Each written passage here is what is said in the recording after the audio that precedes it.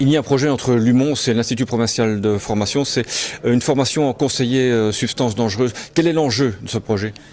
En fait, l'enjeu, il est de pouvoir former donc des conseillers en risques chimiques, en substances dangereuses, parce que les opérationnels, le personnel sur le terrain, donc essentiellement les officiers, mais aussi, sans oublier, les bourgmestres, quand ils sont dans leur cellule de coordination communale, ont besoin effectivement de conseillers qui leur permettraient de leur donner toute une série d'informations pour qu'ils puissent prendre des décisions bien à propos. Évidemment, quand on parle sur le terrain, l'opérationnel, là, évidemment, il y a le danger des opératifs. Mais quand on parle sur le plan stratégique, c'est à partir de quand est-ce qu'on évacue ou qu'on confine une population. Oui, quand on parle de substances dangereuses, il y a des cas précis. Oh bah oui, évidemment, je pense qu'on a suffisamment de retours d'expérience. Il y a d'abord toutes les matières dangereuses qui sont traitées dans les entreprises Seveso, mais il n'y a pas que ça. Généralement, on passe à côté. Je prends une entreprise à Leuze-en-Hainaut, qui est une entreprise que vous connaissez bien certainement, c'est Lutosa, où on fabrique des frites.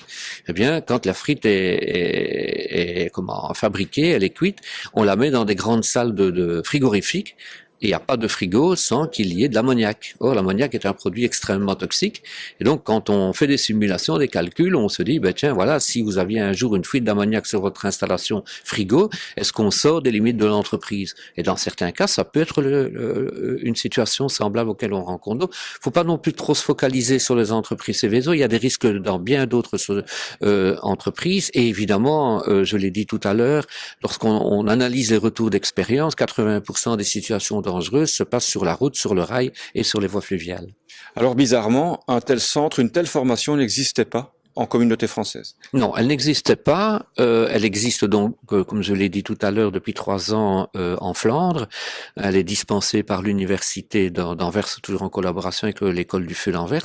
Et donc, en discutant avec les représentants du centre de connaissances du ministère de l'Intérieur, on a bien entendu un message en disant, voilà, il serait intéressant que vous fassiez la même chose dans la région wallonne, même en communauté française.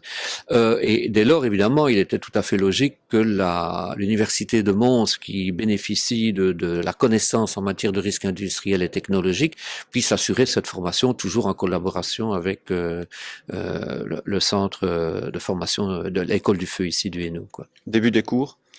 C'est septembre, on est presque prêt. Maintenant, évidemment, il faut lancer l'appel, mais en sachant qu'on aura certainement une réponse multiple, mais on va limiter le nombre de candidatures à 20, parce que la formation va se baser sur énormément d'exercices pratiques et qu'on ne sait pas encadrer, on ne sait pas apporter une réponse en exercice pratique avec plus de personnes.